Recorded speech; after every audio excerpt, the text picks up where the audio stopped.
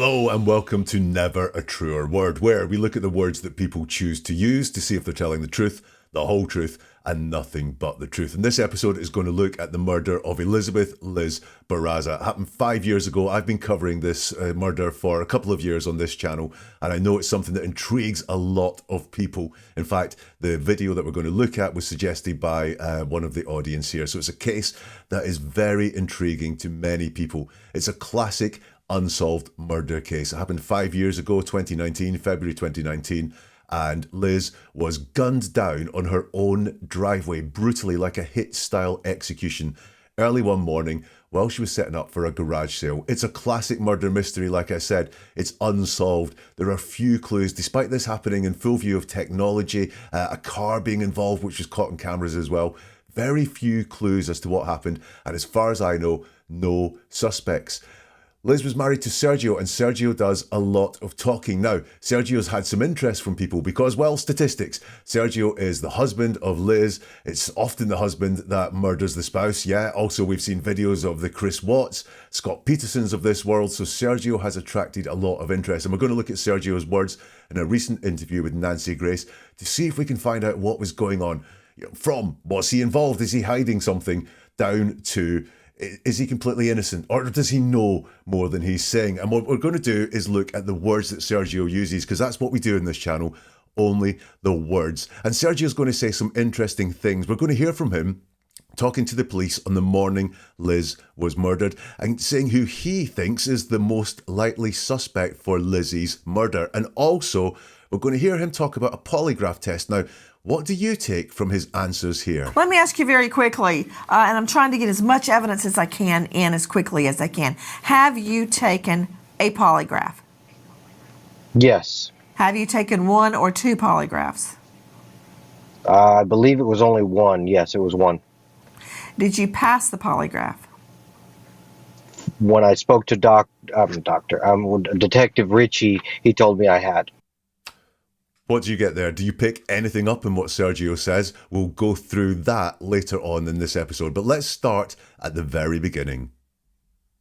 Tell us what happened that morning, to your recollection.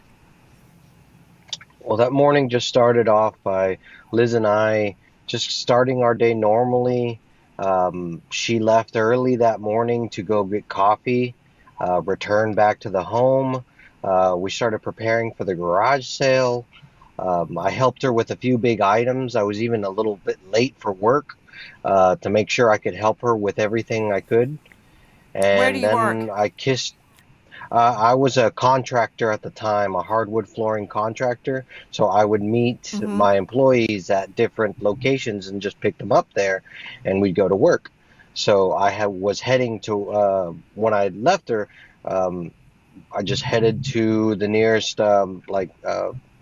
construction shop nearby, and I was there when I got the notification, and it was kind of crazy. I was like, what's going on? I had just left. I thought maybe an accident happened in front of the house. Maybe Liz was trying to help, because she's just that kind of person who immediately would just try to do the right thing and do good stuff. So I thought she was just busy trying to be helpful. And then I saw a police officer cross the camera, and I tried to ask them for information, and they told me to come to the home. Something had happened to my wife, and I needed to be there.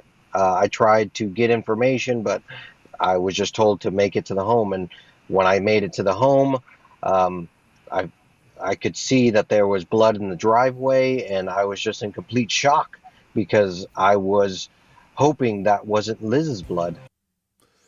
So, it starts off with Sergio. Tell us what happened that morning to your recollection. And he says what happened that morning. And he starts with, well, that morning started off. So he does answer the question. It's a great question. Tell us what happened that morning to your recollection, because the person answering the question, if they're answering truthfully, will focus in on what's important to them. This what happened question, we should always look at the start of the timeline. And his timeline there starts at the very beginning of the morning. I've seen interviews with people where it's what happened that morning, and they talk about what time they went to bed the night before, and that makes me go, oh, did something happen the night before? Because you've been asked about the morning, and you've gone back to the night before. But Sergio does answer the question, and he talks about what happened that morning. It's not all good, though. He starts his answer with well. Now, when someone answers a question and starts with the word well, it doesn't mean they're going to tell you a lie, but it's an indication that something's coming where maybe I'm going to give you some reasons and excuses rather than just full events. It's a red flag. It doesn't mean the person's lying. It just means pay attention to what it is they're saying. And he follows that well up by saying, well, that morning just started off by Liz and I just starting our day normally. So this just, again, is another word that puts me on alert for what else is happening. Just quite often happens when someone's trying to focus our attention or make something seem really small when it was actually really big. The word just is used in deception a lot. So that morning just started off by Liz and I just starting our day normally. I have no allegations or proof of anything at this point, but I'm saying, why are you doing well and why are you doing these justs? Did something else happen that morning? At that point, was there a little bit more going on here that you're hiding and you're trying to focus our attention on just starting off normally with this word just? Sergio refers to his wife as Liz by her name here. That indicates definite closeness. Certainly doesn't indicate any estrangement or any anger that was there that morning because he calls her Liz first of all. And if he called her or she, then I would be a bit more worried about that. But no, he refers to her straight off as Liz. However, what I notice is when he refers to Liz and himself all the way through that morning, it's always separate. So he doesn't say that morning started off by us starting our day normally. It's by Liz and I starting our day normally. So that's separate. Liz and I started our day normally. There's no unity there with a word like we. More separation here. She left early that morning to go get coffee, returned back home. Then we've got something together. We started preparing for the garage sale. So there we've got the we there. But then after that, again, it's separate. I helped her with a few big items. So separate. I was even a little bit late for work. So again, this is just Sergio. I could help her with everything I could. And I kissed her. So that morning, maybe entirely naturally, but what I can get from those words is there was a lot of separation there. There's very little sign of unity apart from we started preparing for the garage sale. Sergio mentions the concept of help twice, and this is very interesting to me because as we go on through this interview, he talks about helping a lot. I helped her with a few big items. I wanted to make sure I could help her with everything I could, is what he said. Sergio talks about helping a lot here. I think it's a very important concept to him. We'll see why. I think that could be important a little bit later. But interestingly, it's not that I helped her with a few big items, so that's very direct. But then it's only make sure I could help her with everything I could. So there's some qualification there. It's not to make sure I could help her, to make sure I could help her with everything. It's to make sure I could help her with everything I could. So a little bit of qualification there. Also, Sergio seems to be wanting to paint himself as a great guy here. So there's nothing positive about Liz there. I'm not saying there's anything negative about Liz. It's very neutral about Liz there. But he's very positive about himself. Look how good he is. He helped her with a few big items, eh? The guy helping the woman with some big stuff. I was even late for work. Look how good I am. I was helping Liz out. Made myself late for work. I made myself bad so I could be good towards her, so I could help her with everything I could. So, I'm not just helping with a little thing, I'm helping with everything. And he says, and then I kissed her. It wasn't we kissed, it was I kissed her. He's interrupted by Nancy Grace as he says that, but he's making himself look like a very good guy there. Why is that? Also, something I noticed is he says, we're starting our day normally. Now, we don't notice normal. We're exception machines. For example, have you ever walked into someone's house and noticed a smell? That smell could be pleasant, it could be horrible, but you walk in and you notice that smell, but we don't notice how our own homes smell because we get it all the time. That's normal to us and we don't notice normal. It's the same thing as if we're driving and we're in that sort of state where we're not really thinking about driving. Our car is just going straight ahead. But if someone pulls out in front of us, well, that's not normal. And we notice that and we take action. We're not normal machines, we're exception machines. We don't notice when we start our day normally. We just start our day normally. It's not something that we really think to mention. And quite often in deception, when someone is trying to say that everything was as usual, even though things were not as usual, they will talk about how normal things were. And that's what I'm saying here. He says, Liz and I just starting our days normally. So I'm getting a picture from some of this language at the very start of the day. There was something not normal. Was there something between them that they weren't quite as a unit like they normally are? We'll see later Sergio refer to Liz and himself as we a lot, and he doesn't do that there. Nancy Grace asks Sergio, where do you work?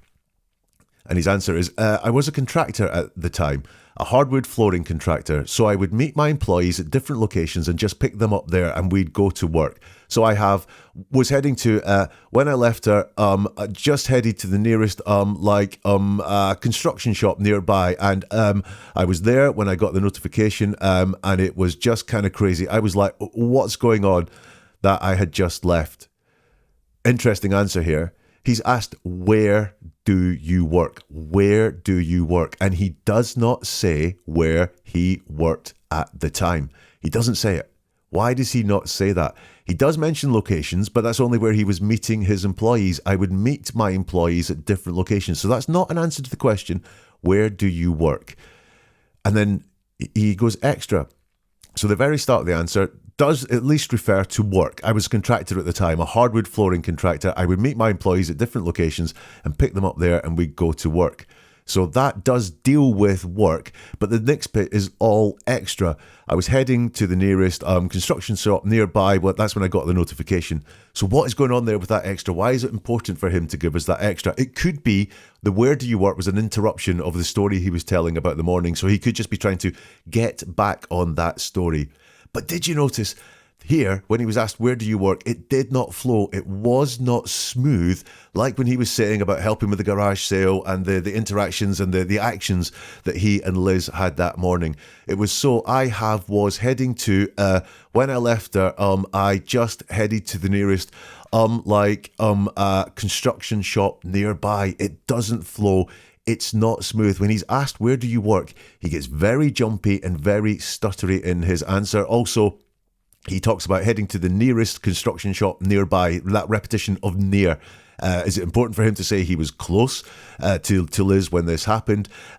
Or is there some other reason why he needs to really tell us twice this construction shop was the nearest and it was nearby? But this whole part about where he works, it's not smooth. It's got him very jumpy.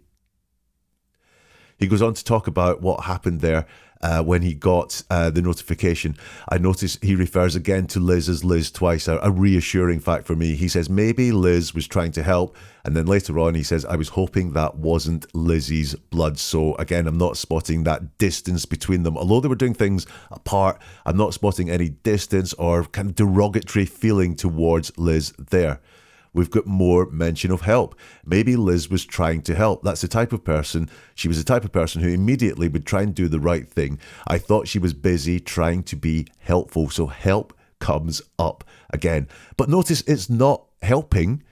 He is introducing just the concept of trying to help. So trying suggests no success. Trying suggests failure.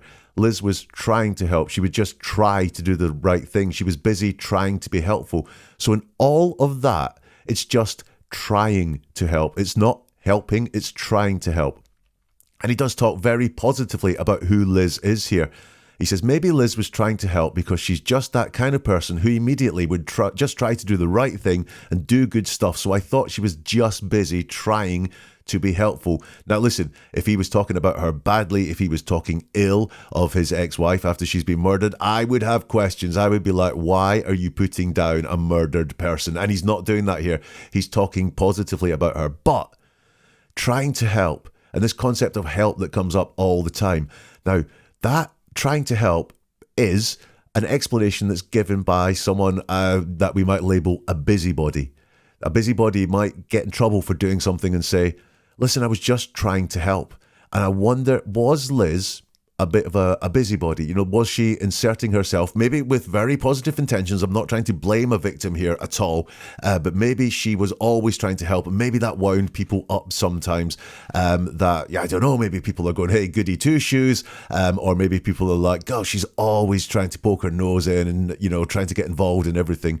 That seems to be the type of personality that he's describing there. He's describing it very positively, and there are lots of positive attributes about it. But I wonder, was Liz a busybody? And look, this is about trying to find out what happened to Liz.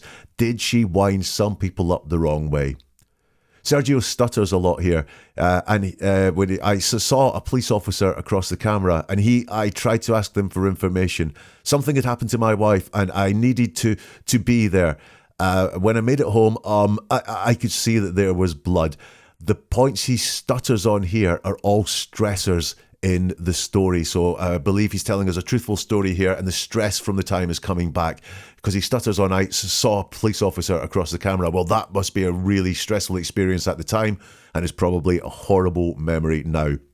I tried to ask them for information. That would, again, can you imagine, you see a police officer on your camera and you're trying to get information, fearing the worst. That would be a stressful moment. I needed to be there. So again, a stressful moment. The police officer saying, get yourself here right now. And then seeing blood on the driveway. Again, he stutters. I could see there was blood in the driveway. So again, we've got this stress going on there. So I think that's what's going on with all the stutters there. It's the stress coming out that he saw. He says, I could see that there was blood in the driveway. I was in complete shock because I was hoping it wasn't Lizzie's blood. That's quite a vivid description. Quite often, in guilty people, we'll see them minimise and not talk vividly about a crime. They'll turn the severity of what was there down. But again, that is quite vivid. That suggests to me a truthful person. I'm not picking up from this passage anyway, guilty knowledge there, because he's quite willing to share a gruesome detail of the crime. There was blood in the driveway, and he also mentions it being Lizzie's blood. That's quite a gruesome detail for a husband to talk about, but suggestive here of someone who's not hiding any guilty knowledge, not trying to downplay the severity of what happened or the severity of what they saw. Let's hear some more from Sergio. The pickup truck that was captured on surveillance video nearby shortly before you left for work. In other words, the driver was lying in wait. Investigators believe the shooter may have been waiting for you to leave to make sure Liz was alone.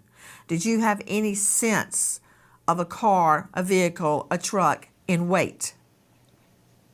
No, ma'am. Whenever I left for work, it was just like a normal day for us. Liz was set up for that garage sale, and I was just headed to work like a normal day. I wasn't looking for anything suspicious or anything. I just headed out.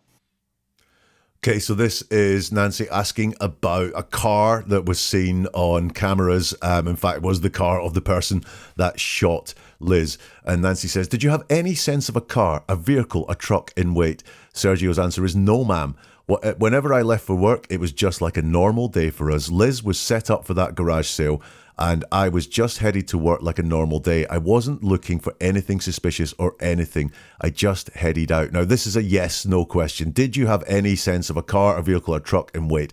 A yes-no question. We're expecting the yes-no show to that. So do we get a yes or a no somewhere at the very start of the answer? And we do. We get a no. It's the very first word. So that means an indication that we're getting an honest answer here, that he did not have any sense of a car, a vehicle, or a truck lying in wait.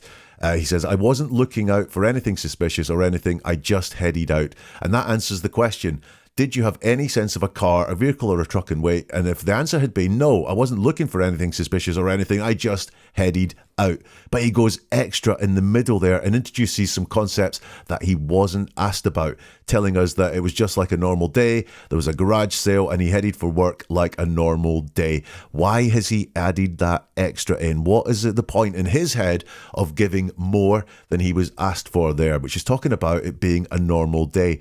He also says, whenever I left for work, it was just like a normal day for us. So that's not about the specific time he left for work on the day his wife was killed. He's just talking about whenever I left for work. And then he says it was just like a normal day for us. I was just headed out to work like a normal day.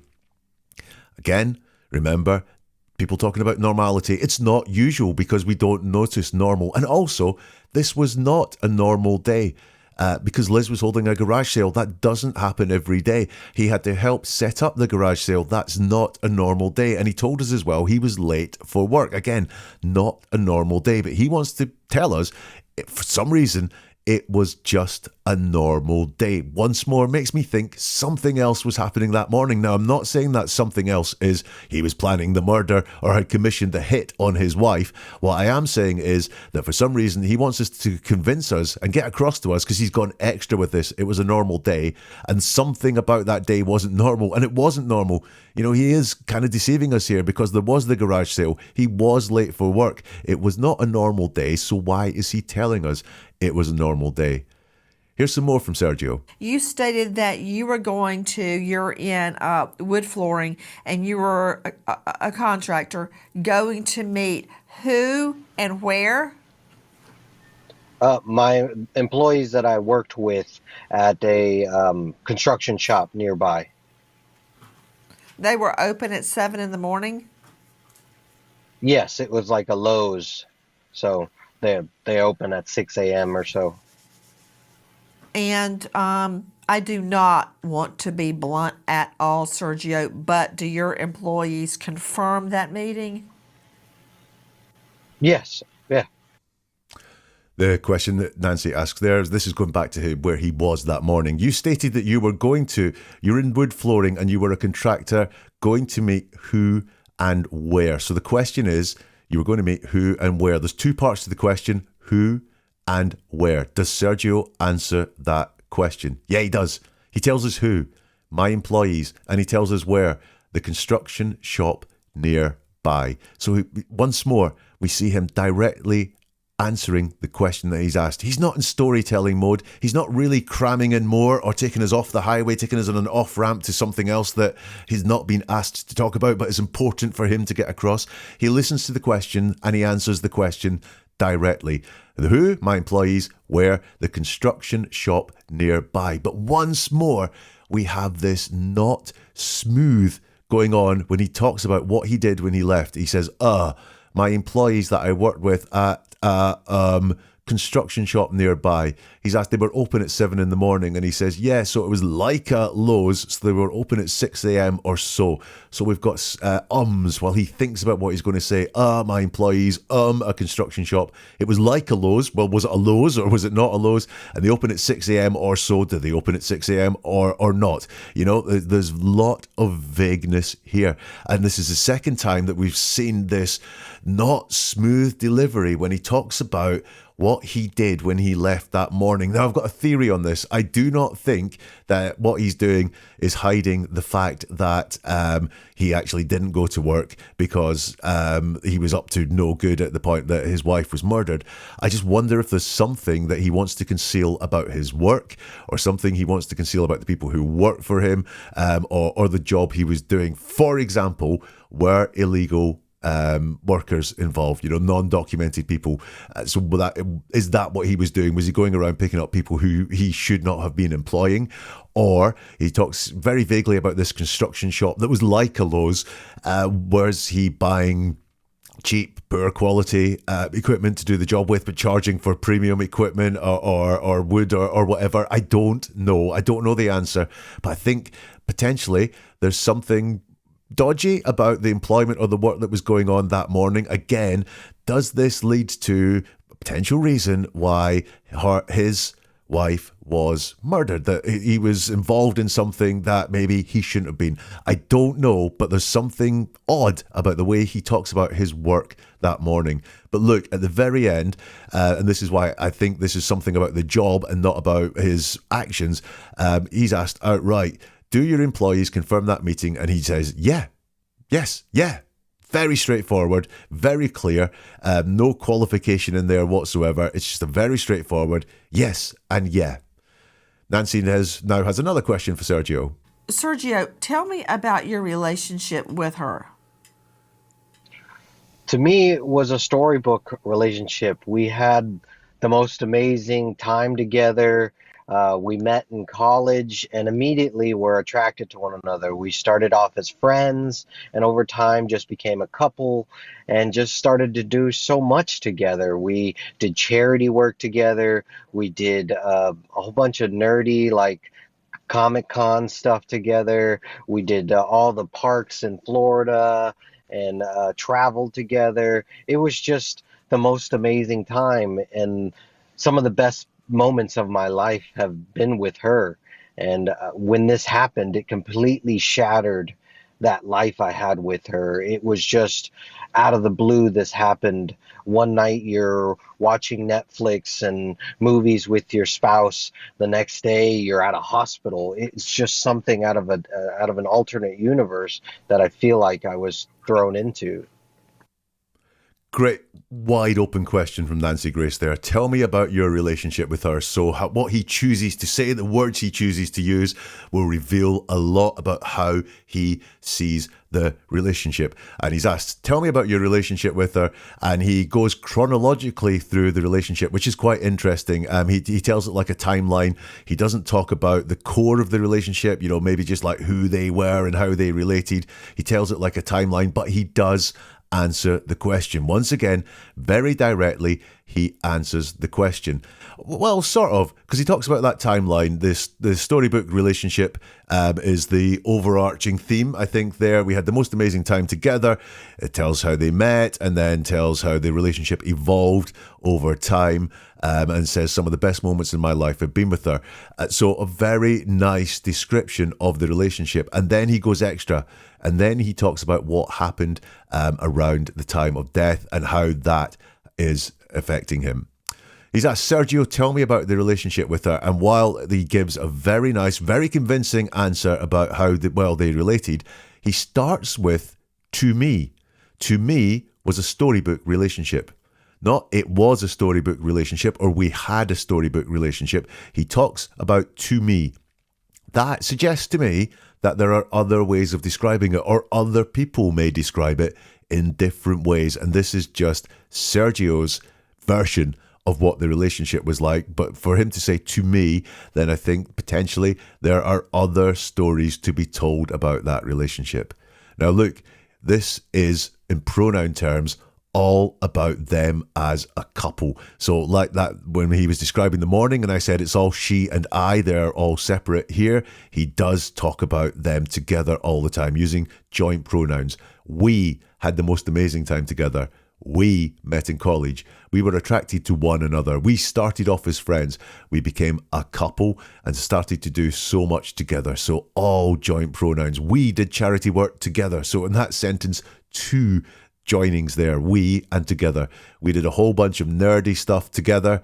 We did all the parks in Florida, and some of the best moments in my life have been with her. So definitely a strong relationship and unity there between the pair of them. His language there, unlike that answer about the morning, his words there are so much about unity.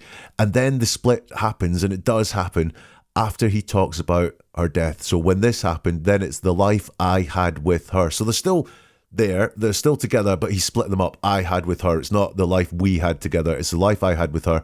And he's in an alternate universe I feel like I was thrown into. So he's only talking about himself there. Perfectly natural. At the moment of the murder, his pronouns change from being joint and we to I and her. There is one thing in the middle of it, though, that is quite interesting. This happened one night. You're watching Netflix and movies with your spouse. The next day, you're at a hospital. So this is about you and not him.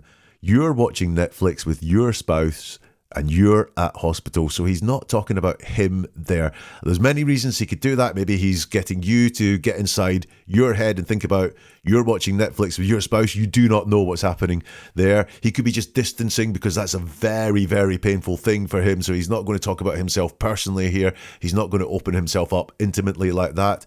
Because I don't know if he was watching Netflix the night before, but he was at the hospital the next day. So it's factual and it's true. But I think there's, again, maybe it's evidence of pain there, or maybe he's wanting to get you to think like that.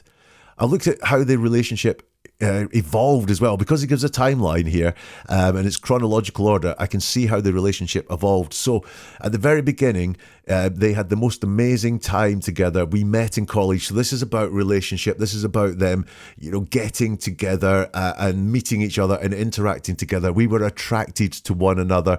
We were friends, and we became a couple. So there's very much there, them getting together. That really is about relationship. It's about feelings and attraction and so on. And then on became a couple. So once they became a couple, he says it himself, we started to do so much together. And after that became a couple, everything he talks about is actions. It's what we did. So we became a couple and started to do so much together. We did charity work. We did a whole bunch of nerdy stuff. We did all the parks in Florida. So it's moved. When they become a couple, it's stopped being about doing things, feeling things together, and become doing things together. That just shows, again, potentially nothing suspicious in this, just shows a relationship moving on. At the very end, he says, he's been something out of an alternate universe, feels like something I was thrown into. So look, that is not a phrase that has guilty knowledge in it there. That is him saying, in a very casual way, these are events that he was forced into by some external action. I was thrown into this alternate universe. Once more with Sergio, I'm just not seeing guilty knowledge inside his words. He does not seem to be hiding anything there. That, again, it's just an event that has happened to him. He has not made things happen. He's not been the instigator in that phrase. Things have happened to him. Still to come, we're going to look at the suspects that Sergio names and how did you get on with the polygraph? Let me ask you very quickly, and I'm trying to get as much evidence as I can in as quickly as I can. Have you taken a polygraph? Yes. Have you taken one or two polygraphs? I believe it was only one. Yes, it was one. Did you pass the polygraph? When I spoke to Detective Ritchie, he told me I had. Lots and lots in that answer about the polygraph. If you're enjoying this and you want to get more episodes, the follow button or the subscribe button means you will get weekly deep dive analysis into the words that people choose to use, delivered directly to you however you consume this episode. If you press the like button, that just helps this get out to more people. I know a lot of people are interested in the murder of Liz. Just like I say, it's a classic unsolved murder case. So please share this with anyone that you think would be interested as well. And you can press the like button, that will get it to more people. And if you want to get even more from this, then if you subscribe on Spotify or become a member of the YouTube channel, you will get episodes like this before anyone else. And also you will get bonus exclusive episodes too. If you do any one of those things, thank you so much. Are you ready for some more Sergio? This is where it gets interesting. What other events would you attend at which you would dress up?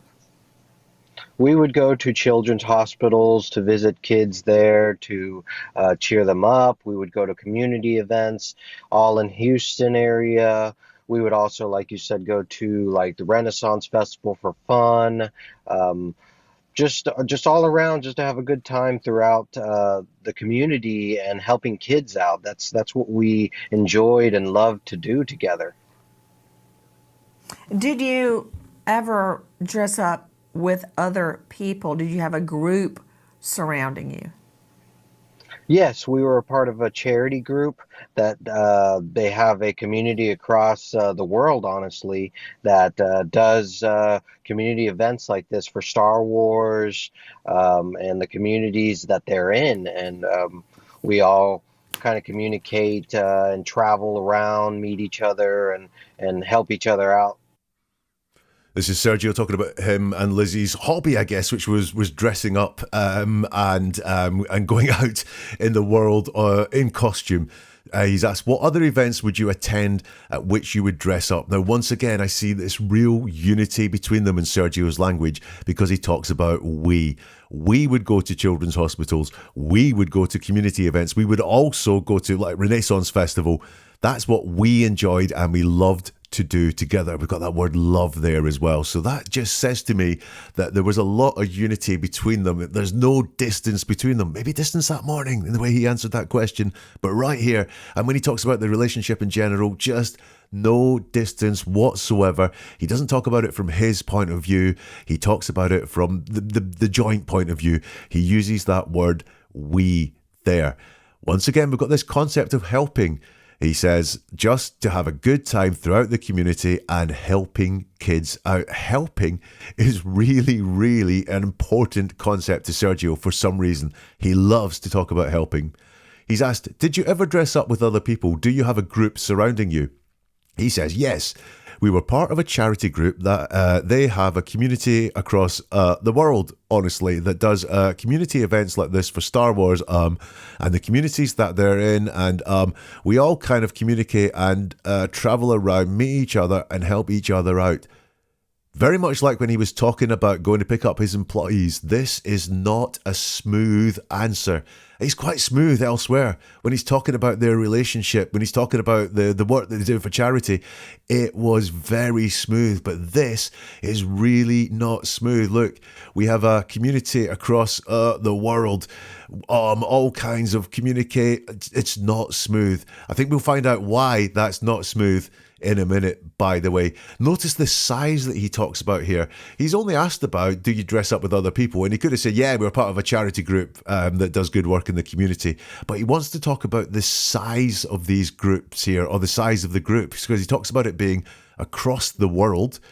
He talks about the communities that they are in. So that's not the community that him and Liz were in. This is they. So this is obviously wider, bigger communities. He's talked about across the world. So this is very global. We kind of communicate. Well, communicate and suggests that sort of remoteness, doesn't it? That he was communicating with other groups and meet each other. So again, that suggests meeting each other, meetups. I think your Comic-Con, things like that. That is a concept that's in that world. So there's a largeness that comes across here.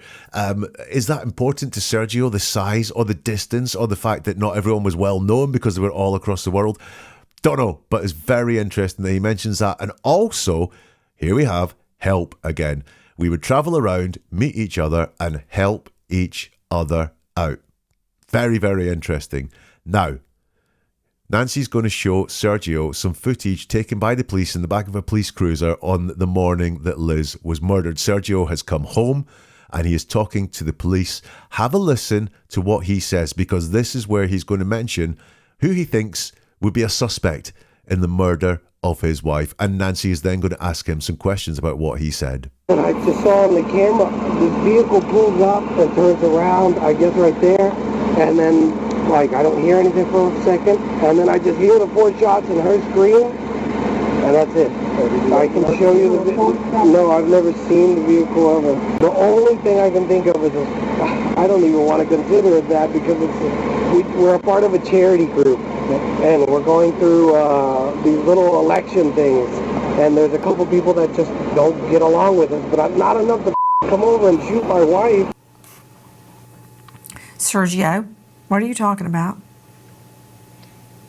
At the time we're in the group we were in, like I was saying, there's just elections for officers within the community. I mean, within the charity group, and as elections go, there's like discussions and arguments that happen, and at the time that's what was happening. But like I said, I don't believe anyone in this group would ever hurt anyone like this. This is a group for good. Okay, so in the back of the cruiser, we heard this. I just saw the camera, the vehicle pulls up and goes around. I guess right there and then, I don't hear anything for a second, and then I just hear the 4 shots and her scream. Then there's some crosstalk. He says, I've never seen the vehicle. The only thing I can think of is, I don't even want to consider that, because we're part of a charity group. And we're going through these little election things. And there's a couple people that just don't get along with us, but not enough to come over and shoot my wife. So there he mentions there's a couple of people that just don't get along with us. Now, I've listened to a lot of Sergio talk, and I've always felt that he is overdoing how nice they were as a couple, him and Liz, and how they got along with everyone. I've always felt that his words show there was some beef in life, and this is the first time I've actually heard him say it, and he doesn't say it very much anymore. He said it that morning to the police, that they weren't as popular as he'd like to portray. They weren't loved by everyone. Here he says there's a couple of people that just don't get along with us. Interesting concepts here. He says there's a couple of people. Now, couple strictly means 2. Yeah, so there's two people, and he could name those two people, but he doesn't. He says there are a couple of people. Now, think about when we use couple, and we mean not two, we mean a few. Yeah, so I've had a couple of drinks. I was doing that for a couple of hours. Yeah, couple strictly means two, but we use it in use. It means a few, more than two. So potentially more than two people that just don't get along with us. Not Liz, us, the pair of them together. It's that joint pronoun. But what he's introducing there is people who don't like the pair of them. So what he's introducing in his head there is a concept that potentially it was someone who didn't like him and is taking revenge by shooting his wife. We also get that through when he says, but not enough to come over and shoot my wife. Now, imagine how this would be worded if people had a grudge only against Liz.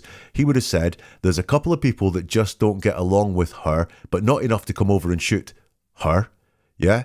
So I'm wondering if actually these couple of people don't like Sergio. Don't like Sergio. That's why he uses my wife. Because it seems to be, in his wording there, he's saying that these couple of people he thinks don't like him enough to shoot my wife. Interesting. He's named some suspects. He thinks it's people in the charity group. Why? Well, this is interesting.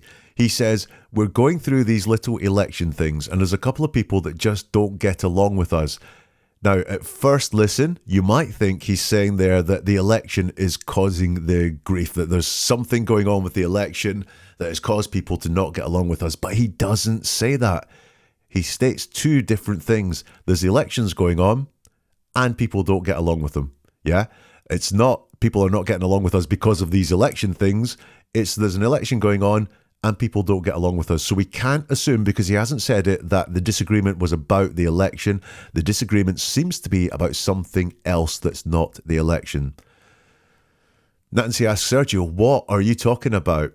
And he goes on to say what he was talking about. And he says, I don't believe anyone in this group would ever hurt anyone like this.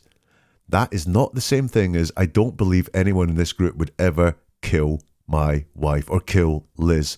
It's just a very general thing. It's hurt anyone, so that's not his wife, it's just anyone. And it's like this. So it's like this. It's not by doing that. Yeah, it's just like this. So I think he still holds in his head that potentially someone in a group that he's involved in could have hurt her. This is a group for good, he says. Well, listen, Sergio, factually, that is not a great thing. Just look at Diddy recently. A lot of work for charity, great entrepreneur, has done a lot of work for the community. Not a good person. Not good people get involved in charities all the time. In fact, sometimes it's the reason for someone getting involved in charity is to hide the bad that they have. And once again, he says that's what was happening. But what was happening? He says there's these like discussions and arguments that happen at the time. That's what was happening. But he doesn't really say what was happening because, again, he talks about there's elections and there's discussions and arguments, but that's in general. He doesn't really say what was going on at that time. So I don't think the beef with someone at this charity group was based around the elections. I think it was deeper than that. Maybe it came to a head at election time, but there was more to it than that. He talks about very honest things that could happen at elections. He says discussions first and arguments second. Well, discussions are, no one is ever killed because of a discussion. Sometimes people are killed because of an argument, but discussions is the first thing he mentions, and then arguments. So discussions first, arguments second. But he's talking in general. As elections go, there's discussions and arguments. So he's not really saying what was going on there. What was the argument about? Why did people not like? It's very, very qualified. Okay, here's the polygraph question. Let me ask you very quickly, and I'm trying to get as much evidence as I can in as quickly as I can. Have you taken a polygraph? Yes. Have you taken one or two polygraphs? I believe it was only one. Yes, it was one. Did you pass the polygraph? When I spoke to Detective Ritchie, he told me I had. If you said he answers very straightforwardly to the first two questions, but there's something strange about the second question or the third question, you'd be right. Let's look at the full thing, including hearing from Detective Ritchie. Let me ask you very quickly, and I'm trying to get as much evidence as I can in as quickly as I can. Have you taken a polygraph? Yes. Have you taken 1 or 2 polygraphs? I believe it was only one. Yes, it was one. Did you pass the polygraph? When I spoke to Detective Ritchie, he told me I had. Is that true, Sergeant Ritchie? Yes. He did take a polygraph. Again, I'm not the one that conducted it, but I was Okay, told fine. by He the took the investigator polygraph. that Do you ran know it. if he passed it? Yes. Okay, Yes, and I very was told quickly, he back passed. to you, Sergeant. Little bit crosstalk at the end there, but let's break it down.